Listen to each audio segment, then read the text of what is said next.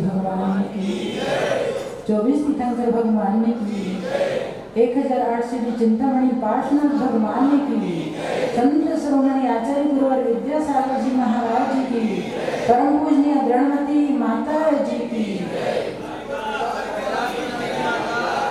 समस्त आस्था संघ की जय।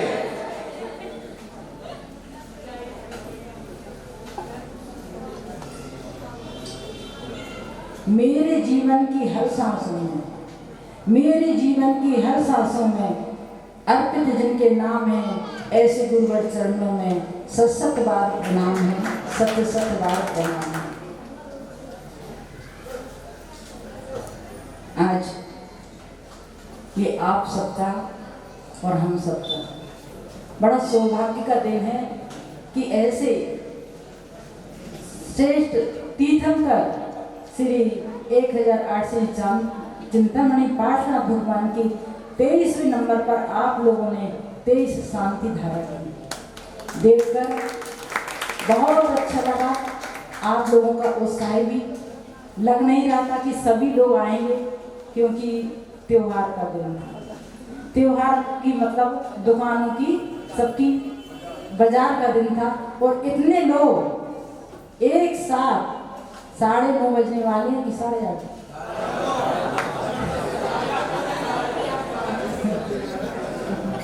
दो दिन से आप लोगों को उत्साह देखने को मिल रहा है और एक दिन जिस दिन प्रवेश हुआ था, स्थापना हुई थी, तब भी आपका ऐसा ही उत्साह था और ऐसा उत्साह शायद हमें उम्मीद है कि जब तक हमारा बिहार न हो जाए तब तक आप सभी लोग ऐसा ही उत्साह मनाते।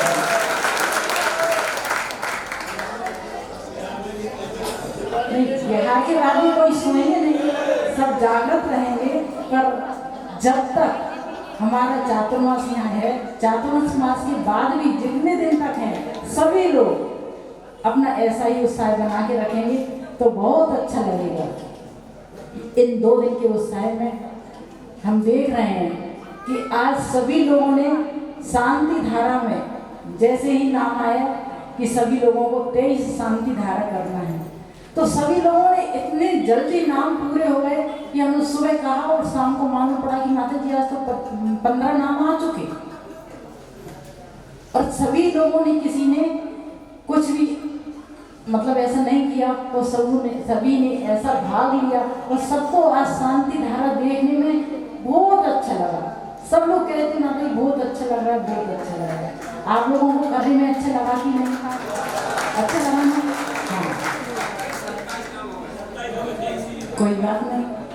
तो ऐसे इन धार्मिक उत्सवों में हम भाग लेके अपने पुण्य का अर्जन कर रहे हैं। ये पुण्य का अर्जन हम क्यों कर रहे हैं?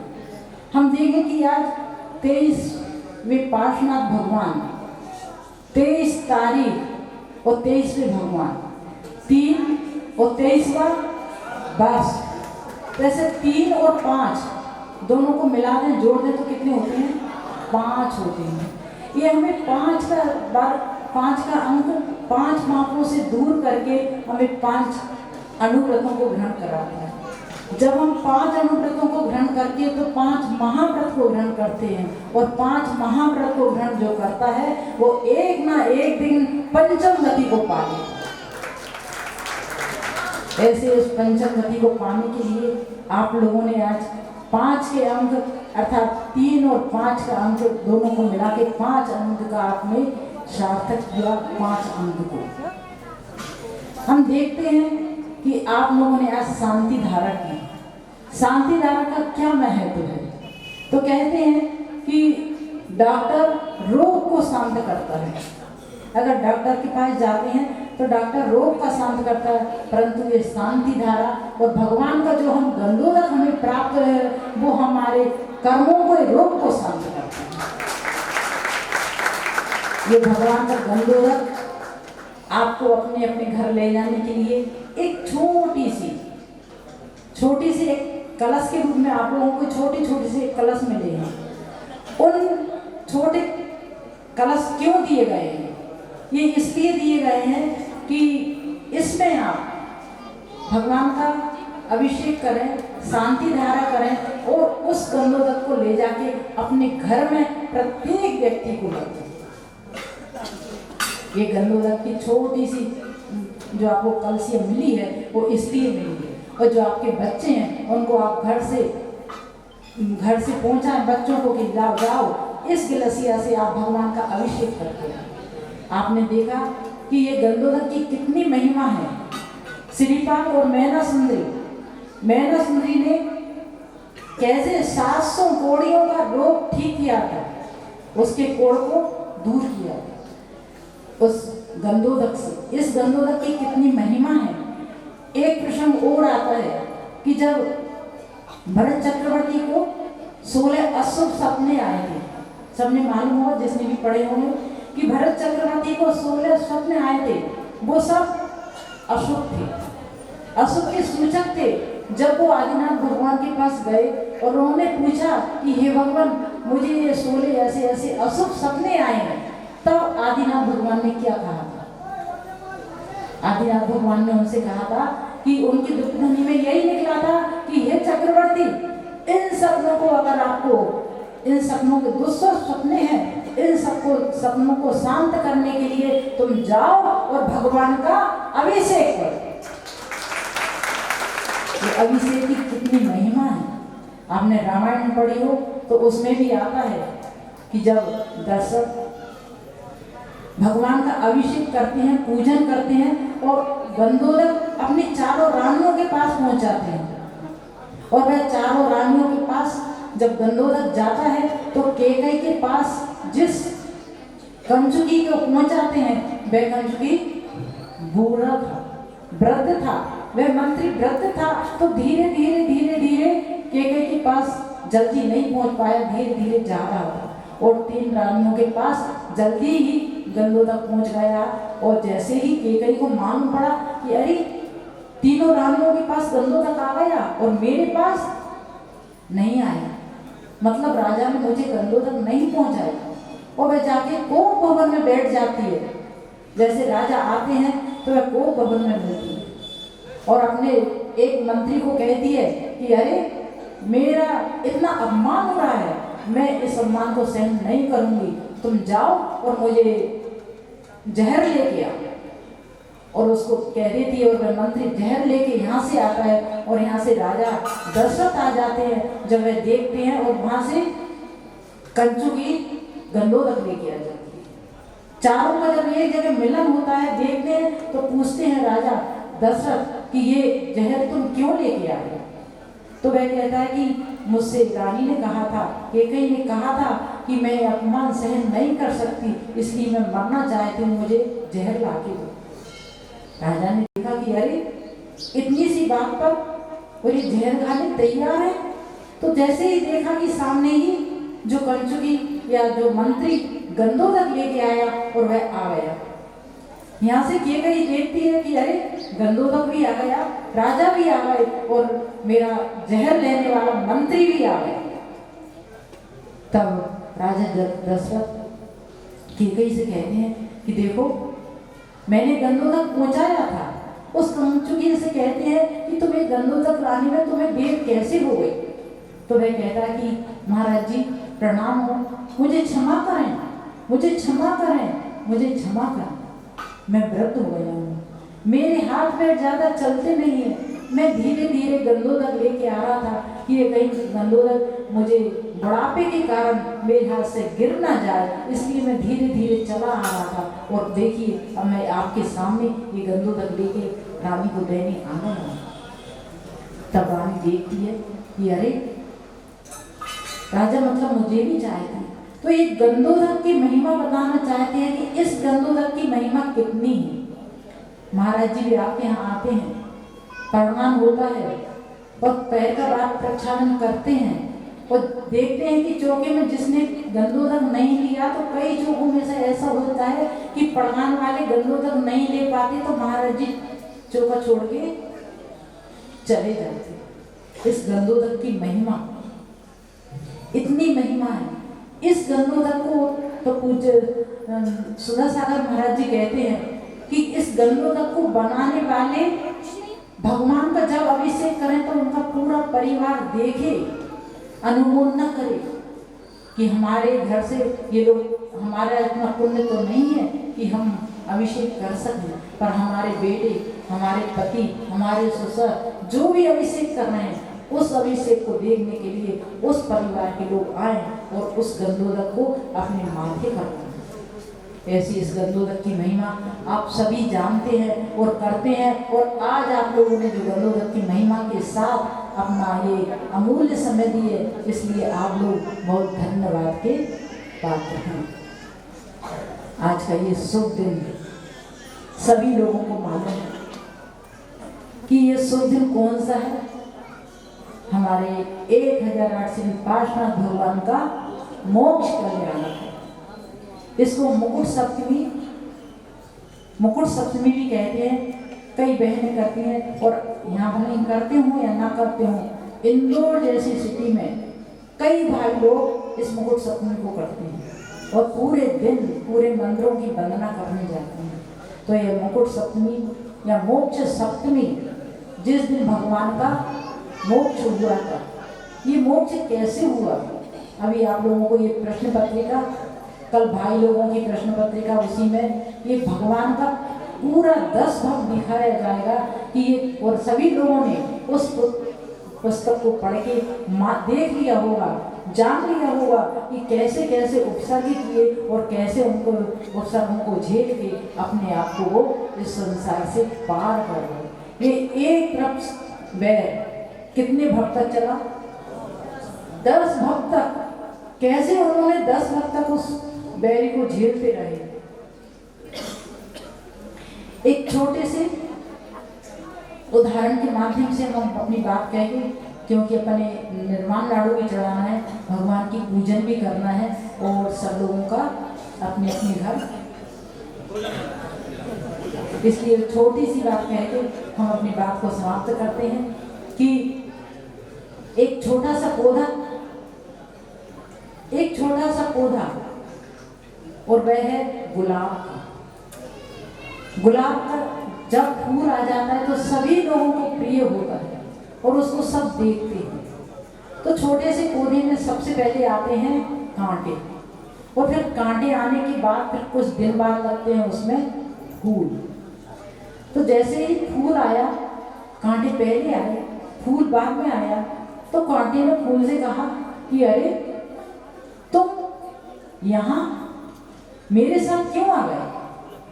तुम्हारा यहाँ क्या काम था, क्यों आए?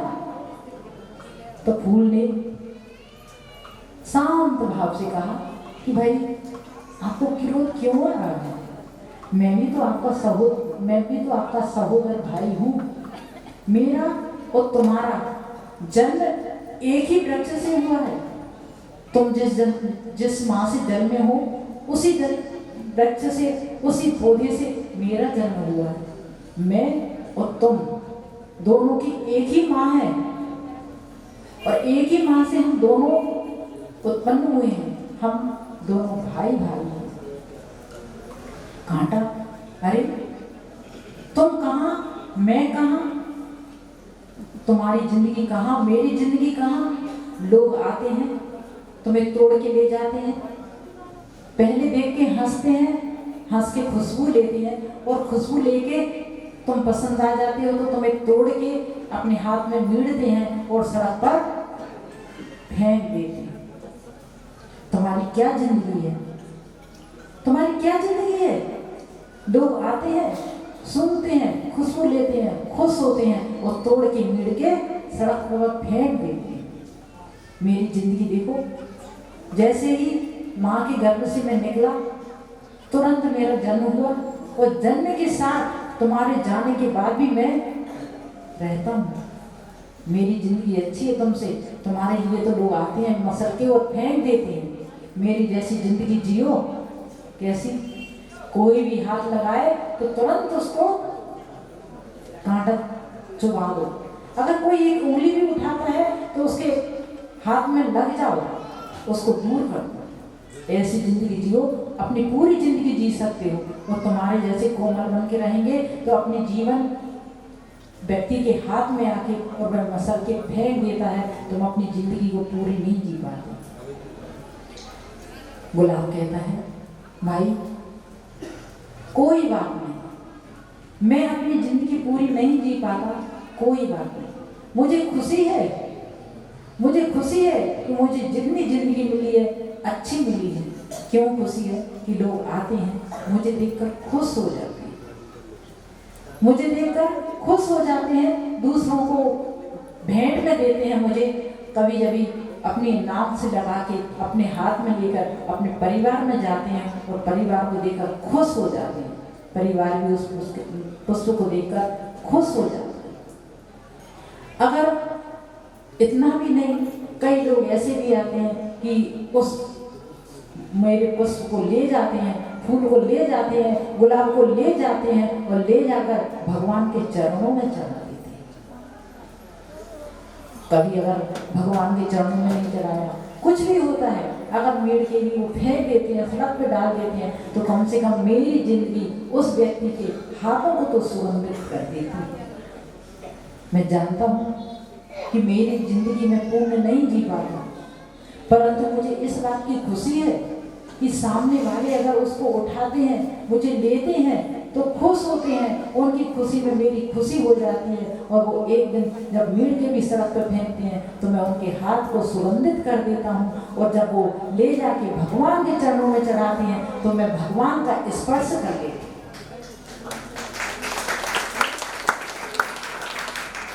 जब मेरी ऐसी जिंदगी है तो भाई मेरा भी तुमसे कहना है कि तुम भी मेरे जैसी जिंदगी जियो। परंतु वह गुलाब तो अपनी जिंदगी को कैसा बनाता है? कहता कि मैं अपनी पूरी जिंदगी जीऊं या ना जीऊं, पर दूसरों को तो मैं हंसी खुश कर ही देता हूँ। मैं भगवान के चरणों में तो चढ़ ही जाता हूँ, भले ही मेरी जिंदगी कम हो, परंतु मुझे दूसरों को खुश करने में, दूसरों को आनंद करने में मुझे आनंद आता है। भाई तुम भी मेरे जैसा बनो, तुम भी दूसरों की जिंदगी में कांटा नहीं बनो, कांटा न बन के फूल बनो। जो फूल होता है जो दिल के सभी के दिल को आनंदित कर देता है, वो जो कांटा होता है वह दूसरे के दिल को भी फाड़ देता है। जब हवा चलती है तो तुम्हें ये नहीं लगता कि ये भी मेरा भाई है? जब मैं भी तुम्हारे पास जाता हूँ तो तुम क्या करते हो कि अपना जो स्वभाव है वह स्वभाव तुम मेरे ऊपर डाल देते हो। हवा चलती है, मैं तुम्हारे पास जाता हूँ तो तुम मेरे शरीर को भी छेदन वेदन कर देते। अपन देखते हैं कि गुलाब का फूल अगर कांटे में बीज जाता है तो उसकी भी एक एक पाखुड़ी अलग अलग हो जाती है। तो वह गुलाब कहता है कि भाई तुम भी मेरे जैसे बनो। जिस प्रकार उस गुलाब और कांटे की बात हुई, वही बात आज हम काशीनाथ के जीवन से देख रहे हैं कि वो रहे कमट का जीव जो था कांटा बन के रहा, और मरुभूति का जीव था वह गुलाब बन के रहा। हमेशा वे समझाते रहे कि भाई तुम भी आओ, तुम भी मेरे साथ रहो, तुम और हम दोनों सहोदर भाई हैं, हम और तुम दोनों मिलके रहेंगे। तुम्हारा और हमारा जन्म एक ही माँ के गर्भ से हुआ है, तुम कांटे क्यों बने, तुम भी मेरा जैसा जीवन जियो। जब 10 भव में सबसे पहला भव जो कमट और मरुभूति का था, तो देखिए मरुभूति का जीव, मरुभूति जब अपने भाई के पास गए कि मेरी पत्नी के कारण तुम्हें देश निकाला दिया गया, मैं आपसे क्षमा मांगने आया हूँ, वह गुलाब की तरह उसको खुश करने गए कि तुम भी मेरे जैसे बन जाओ, मैं तुमसे क्षमा मांग रहा हूँ, तुम घर चलो। परंतु कमठ ने क्या किया? कमठ उस कांटे के समान था, उस कांटे के समान था। जैसे ही मरुभूति गया और उसने शिला पकड़ ली, तो उस मरुभूति का जीवन चला गया। ऐसे ही जब हवा चलती है तो वह गुलाब कांटे के पास जाता है, तो कांटा क्या करता है? उस गुलाब की मोकड़ियों को अलग अलग कर देता। ऐसा ही ये 9 भक्त 10 भक्त तक ऐसा ही गुलाब और कांटे की समान मरुभूति और कमट का जीवन चलता है। हमें अपने जीवन को पहचानना है और हमें गुलाब के जैसा बनना है, कांटे के समान है। आज तक हम कांटा बने रहे तो हमारा ये संसार बढ़ता रहा, पंच परिवर्तन हम करते रहे।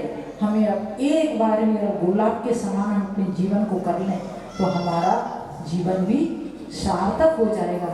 ऐसे इस जीवन को सार्थक करने के लिए हमारे पास अनेक पर्व आते हैं, अनेक त्योहार आते हैं। उन त्योहारों में हम शिक्षा लेकर अपने जीवन को भगवान जैसा बना सकते हैं और बनाएं। ऐसे